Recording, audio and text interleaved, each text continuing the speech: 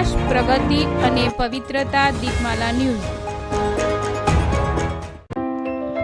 કલોલ તાલુકાના બોરીસણા ગામની ગ્રામ પંચાયતની ચૂંટણીમાં સરપંચ પદના ઉમેદવાર રંજનબેન હસમુખભાઈ પટેલ. ગાંધીનગર જિલ્લામાં આગામી યોજાનારી ગ્રામ પંચાયત ચૂંટણીમાં કલોલ તાલુકાના બોરીસણા ગ્રામ પંચાયતની ચૂંટણીમાં સરપંચ પદના શિક્ષિત યુવાન રંજનબેન હસમુખભાઈ પટેલે ઉમેદવારી નોંધાવતા કલોલ પંચવટી વિસ્તારમાં ખુશીની લહેર જોવા મળી રહી છે. બોરીસણા ગ્રામ પંચાયતની ચૂંટણીમાં કલોલ પંચવટી વિસ્તારનો ભાગ આવતો હોવાથી કલોલ પંચવટી વિસ્તારના શિક્ષિત મતદારો આ શિક્ષિત સરપંચ પદના ઉમેદવાર રંજનબેન હસમુખભાઈ પટેલને સારો એવો પ્રતિસાદ મળી રહ્યો છે. હવે જોવાનું રહ્યું કે બોરીસણા ગામના મતદારો કોને પ્રાધાન્ય આપશે. દીપમાલા ન્યૂઝ, કલોલ.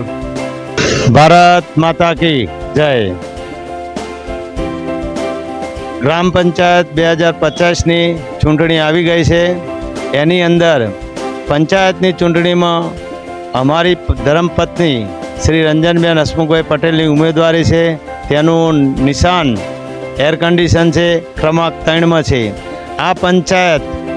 આ પંચાયતની ચૂંટણીમાં કોઈ નાત નહીં, જાત નહીં, માત્ર ને માત્ર વિકાસ જ છે. વિકાસનું કાર્ય આ રંજનબેન કરવા આવ્યા છે, તો આપણે એમને એક તક આપી આ પંચવટી અને બોરીસણા ગામનું એક સુકાન સંભાળવાની એમને શક્તિ આપીએ. બીજું ગત કોરોના સમયની અંદર જે સેવા આપી છે, અત્યાર સુધીના જે સરપંચો, તાલુકા ડેલિગેટ, જિલ્લા ડેલિગેટ બધા જ હતા, એમને આખા ગામે અને પંચવટીને ખોબલે ખોબલે મત આપી જીતાડ્યા છે અત્યાર સુધી. તો કોરોનાના સમયમાં એ એમના એર કન્ડિશન રૂમની અંદર બેસી એમનો જીવ સાચવતા હતા, એમના પરિવારને સાચવતા હતા. પણ આ રંજનબેન હસમુખભાઈ પટેલ એક સામાન્ય સેવાળાના માનવી કે જે દિવસે કમાય અને રાતે જમતા હતા, એ માણસનો કોરોના સમયની અંદર ક્યાંય જતા નહોતા નોકરી. તો આ રંજનબેનને એક ચિંતા થઈ, પંચવટી તો પોસ્ટ વિસ્તાર છે, એને વાંધો નહીં આવે, પણ આ નાના વર્ગના માણસોની ચિંતા થઈ. તો એમને એક રસોડાનું કામ ચાલુ કર્યું અને મહેલે એમને ટેમ્પો ઉપર ટેમ્પો કરીને સેવા આપેલી. પણ દરરોજ 1500થી 1700 માણસની રસોઈ કરી નાના માણસોના ઘરે જઈને કોઈ માણસ ભૂખ્યું ના સૂવે એની ચિંતા કરતા હતા. તો મિત્રો, એમનો પણ એક પરિવાર છે, એ કોઈ એમના પરિવારની કે એમની ચિંતા કર્યા વગર કોરોનાની પણ એ સેવા આપતા હતા. ભૂતકાળની અંદર જે સરપંચો બધા હતા, એ એમનો પરિવાર જીવ સાચવીને બેસ્યા હતા.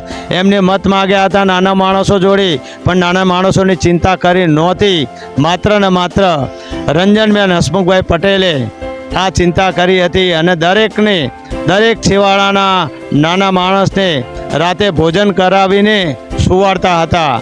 અને બીજી વસ્તુ, આ અત્યારે જે પંચવટી વિસ્તારની અંદર ગટર પાણીની જે અવ્યવસ્થા છે, એની સુવ્યવસ્થા કરવાનો પૂરતો પ્રયત્ન કરશે.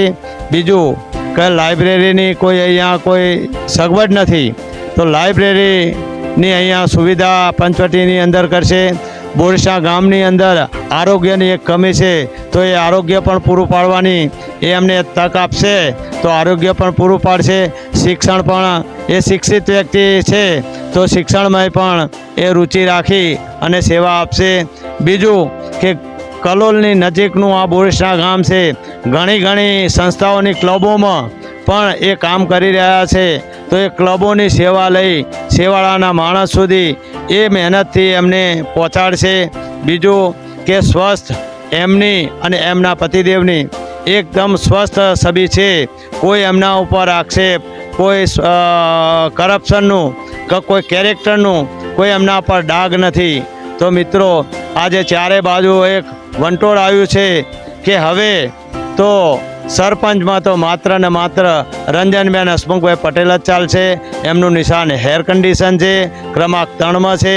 તો દરેક મિત્રો, ઠાકોર સમાજના, પ્રજાપતિ સમાજના, પટેલ સમાજના, બધા જ સમાજના અત્યારે હાલ એમને જોરદાર સમર્થન મળી રહ્યું છે અને આ વખતે બહુ જંગી મતોથી એ જીતવાના છે. ઘણા વર્ષોથી આ પંચાયતની અંદર કોઈ દિવસ પટેલ જ્ઞાતિનો કે કોઈ બીજો ઠાકોર સમાજ સિવાય કોઈ બીજાને ચાન્સ મળ્યો નથી. આ ઇલેક્શન હરીફાઈનું નથી, એક સ્વસ્થતાનું આ ઇલેક્શન છે. તો મિત્રો, આ બધો જ જે કચરો છે, કચરો મતલબ એકલો મેદાનમાં પડેલો કચરો નહીં, પણ ભ્રષ્ટાચારનો કચરો છે, કેરેક્ટરનો કચરો છે, એ બધો જ કચરો આ બેનની તાકાત છે કે દૂર કરશે. આપના તરફથી જે વિશ્વાસથી આપણે મત આપી ઊભો રાખવાનો જે આપણે આશીર્વાદ આપ્યો છે, એ આશીર્વાદમાં સરપંચ બનશે અને તમારા જે વિશ્વાસ મૂકેલો છે વિશ્વાસમાં ખરા ઉતરશે. કોઈ જાતની એમની તમારી કોઈ કમ્પ્લેન આવશે નહીં. દરેક જાતની ગટર, પાણી, લાઇટ, વેરા, તમામ પ્રકારની સુવિધામાં એ આપણી જોડે ઊભા રહેશે. બીજું કે કોઈ આરોગ્યની બાબત હોય તો આરોગ્યની બાબતમાં પણ એ ઘણી બધી સેવા આપી રહ્યા છે. એમના હસબન્ડ છે એ સ્વામિનારાયણ સંસ્થાની અંદર પ્રમુખ છે, 42 સમાજમાં સહમંત્રી છે અને ઘણી ક્લબોની અંદર એ સમાવેશ થયેલો છે એમનો, તો સેવા આપે છે. તો મિત્રો, આ પરિવાર એક શિક્ષિત પરિવાર છે, સુખી સંપન્ન પરિવાર છે. તો માત્ર ને માત્ર અહીંયા જે વર્ષોથી સેવા નથી મળતી એ સેવાનો લાભ દરેક વ્યક્તિને મળે, એનું એક કારણ બસ આ સેવા કરવાનું જ કારણ છે રંજનબેનનું. તો દરેક મિત્રોને મારી રજૂઆત છે કે રંજનબેનને મત આપો. રંજનબેનને એર કન્ડિશન નિશાન છે, તો દરેક મિત્રો એ એમને મત આપે. આ રંજનબેન સરપંચ તરીકે નહીં પણ એક સેવક તરીકે તમારા વચ્ચે ઊભા રહેશે અને તમારા જે મત આપ્યો છે, જે કામ લઈને એમના એજન્ડા છે એ પૂરા કરશે અને સરપંચમાં એ સાર્થક રહેશે એવી હું તમને ખાતરી આપું છું. હસ્તુ ભારત માતા કી જય.